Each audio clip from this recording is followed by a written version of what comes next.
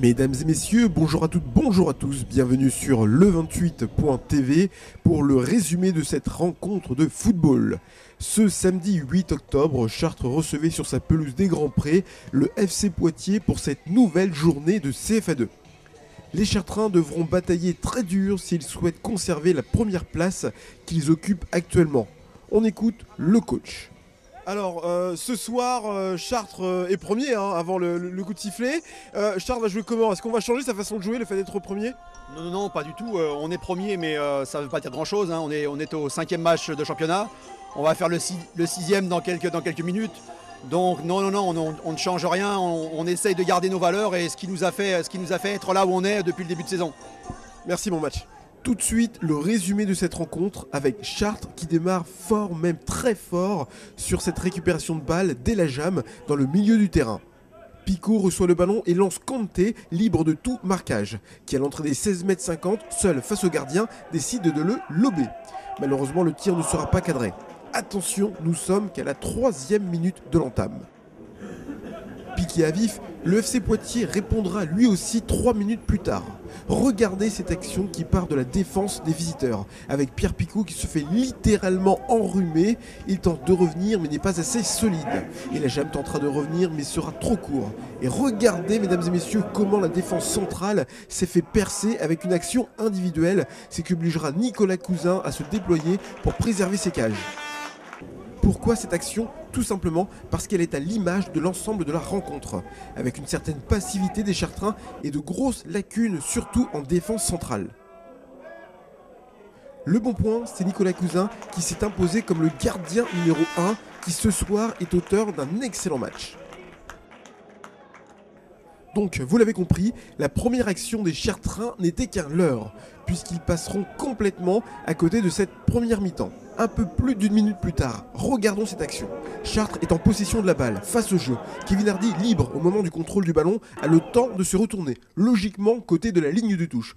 Mais il va plutôt choisir de relancer le jeu côté but, en une touche de balle, mettant en difficulté Christophe Palbrois qui perdra le ballon. Et...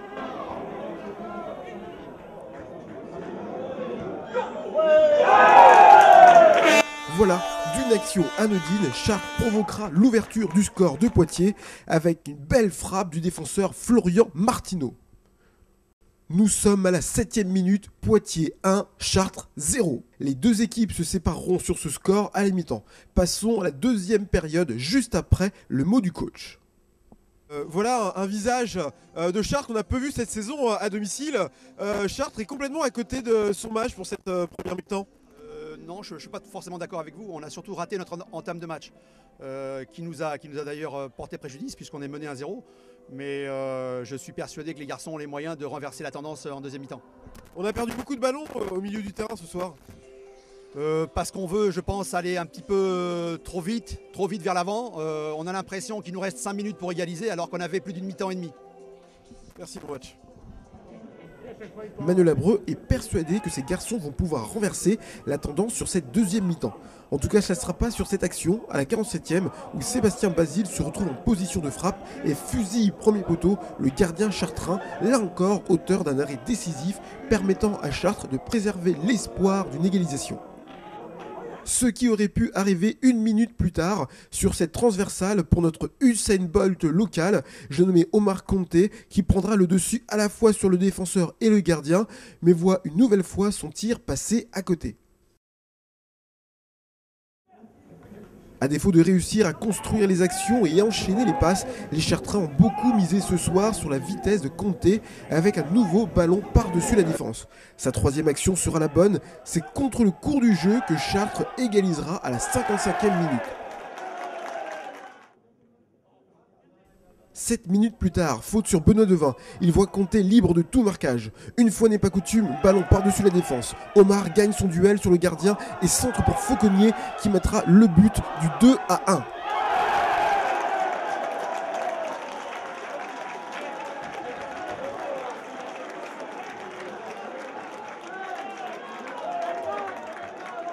Nous sommes à la 80e minute. Malgré le score, Chartres subit toujours le jeu de Poitiers. Coup franc, côté gauche, à l'entrée des 16,50 m pour Alexis Chevaux et Sébastien Basile. Basile, le numéro 7, semble s'élancer pour tirer ce coup franc pied droit. Oui, c'est Basile. Oh, magnifique manchette de Nicolas Cousin. On revoit ça au ralenti avec ce coup de tête au 5,50 m et cette véritable parade de l'homme du match, grâce à qui, si le score en reste là, sera l'artisan avec Omar Kanté de la victoire de ce soir. Nous sommes à 3 minutes de la fin du match dans le temps réglementaire. Les joueurs de Poitiers multiplient les offensives avec cette action où, une nouvelle fois, la défense centrale passe au travers, laissant Cousin seul face à ses responsabilités.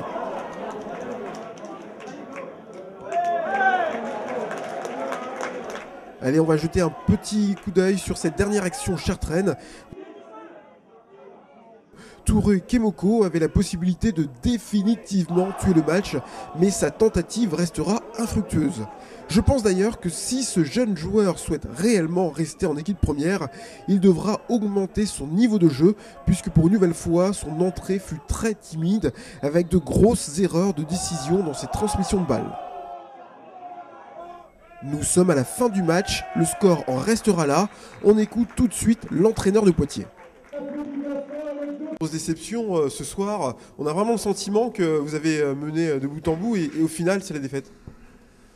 Je pense que vous avez bien résumé, on a senti qu'on avait la maîtrise et que voilà, on se créait les situations, que l'équipe la plus forte c'était la nôtre. Maintenant on a été battu sur un domaine qui est le plus important au football, c'est l'efficacité. Voilà, ils ont eu 3-4 situations, ils ont réussi à en marquer 2. Nous, on a eu une dizaine de situations pour un seul but. Donc voilà, c'est l'équipe la plus réaliste qui l'a emporté, comme c'est le cas souvent en football. Donc nous, on va garder le positif avec le contenu. Maintenant, c'est vrai que c'est frustrant pour les joueurs. Et voilà, je suis déçu par rapport à la débauche d'énergie et la qualité qu'ils ont mis ce soir. Merci. On dit quoi ce soir? Hold up? Non, on dit surtout bravo aux joueurs pour leur qualité mentale. Je peux comprendre qu'il y ait de la frustration dans l'équipe de Poitiers, parce que à leur place, j'en aurais aussi. Mais le foot, c'est ça aussi, ça se joue aussi au mental. Et le plus grand mérite que les joueurs ont pu avoir ce soir, c'est de ne pas baisser les bras et d'y avoir cru jusqu'au bout. Alors, la victoire, oui, mais t'es pas content des joueurs quand même ce soir, parce que ça n'a pas été. Au niveau du contenu, il n'y a pas tout acheté avec l'eau du bain, comme on dit. Hein, mais il y a aussi des choses à améliorer, c'est sûr. Mais on a surtout payé jusqu'au bout notre mauvaise entame de match, comme je vous l'avais dit à la mi-temps. Encore Omar Kanté, gros joueur. Est-ce que t'as pas peur de rentrer dans une dépendance de Kanté, tout simplement? Le jour où il sera absent, est-ce que Chartres arrivera à faire avec? Et vous savez, peut-être que le jour où il sera absent, on jouera peut-être aussi différemment. Donc pour le moment, je n'ai pas la réponse à votre question. Je l'aurai le jour où Omar, ce qu'on n'espère pas, ne sera pas avec nous. Merci.